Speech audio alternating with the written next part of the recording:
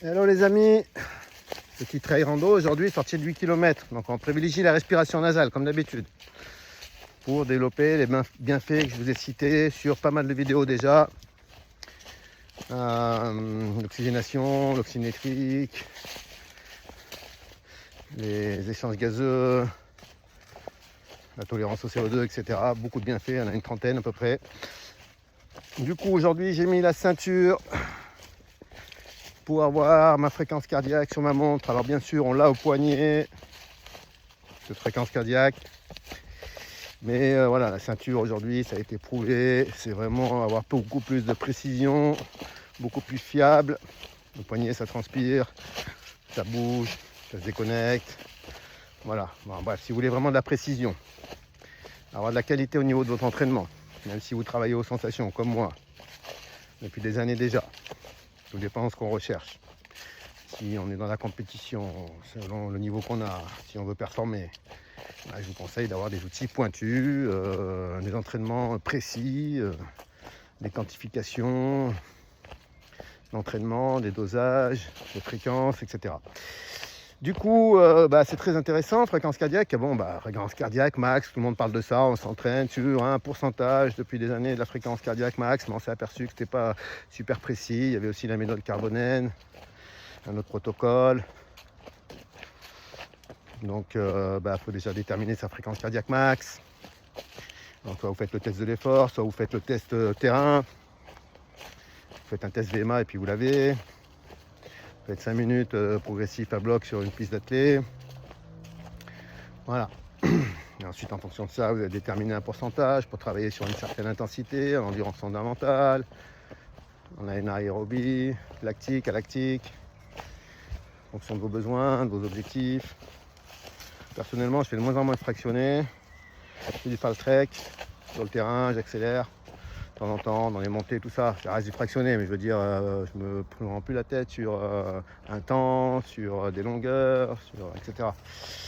Parce que je suis pas sur un objectif de performance, même si j'ai une course à faire, même si en ce moment je prépare le GR20. L'idée c'est d'être bien, travailler sur la prévention des blessures, d'être moins essoufflé, etc. Donc fréquence cardiaque c'est très intéressant. Alors bien sûr les sensations c'est bien aussi, mais on s'aperçoit que tout à l'heure je pensais pas que j'étais aussi haut, j'étais essoufflé mais sans plus. Et selon la règle du 220 moi là j'étais presque au max. Donc moi ça va vite, 58 ans. Et si vous faites le test terrain, vous allez vous apercevoir que c'est pas exact.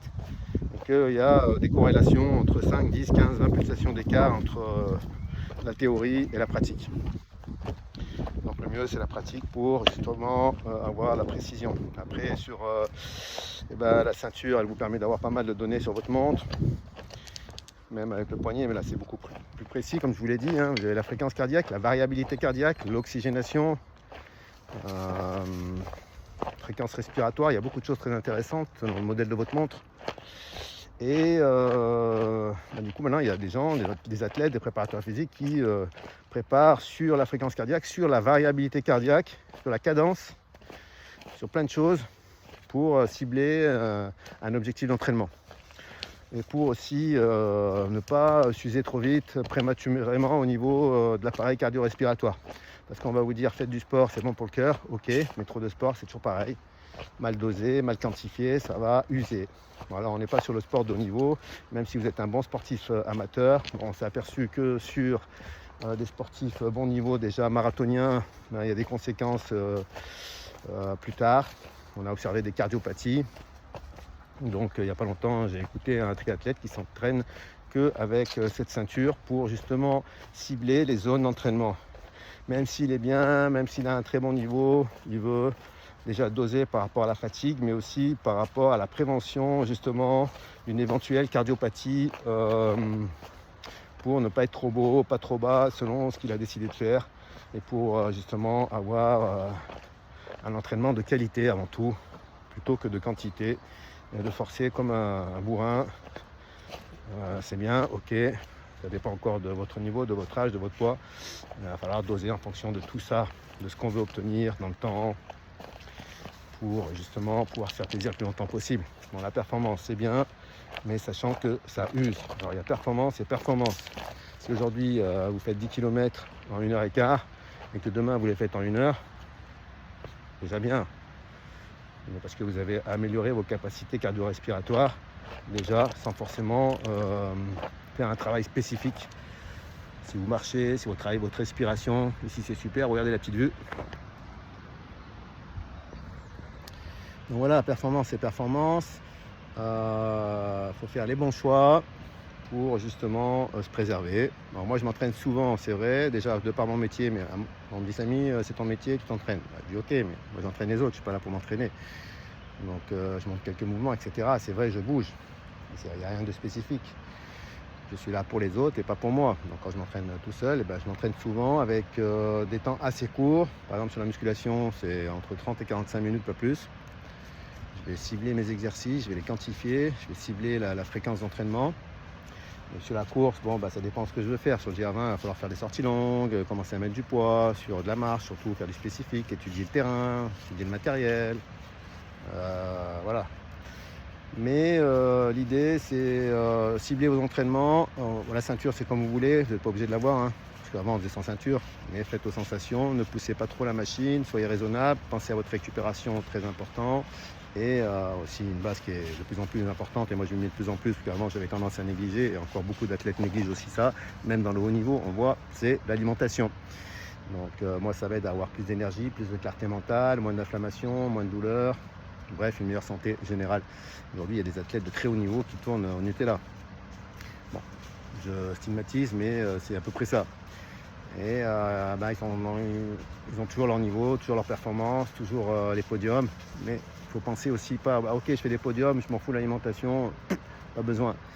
Ok, mais plus tard, qu'est-ce que ça va donner quand on va vieillir, comment on va se sentir, voilà, tout ce qu'on fait aujourd'hui, on le paye demain.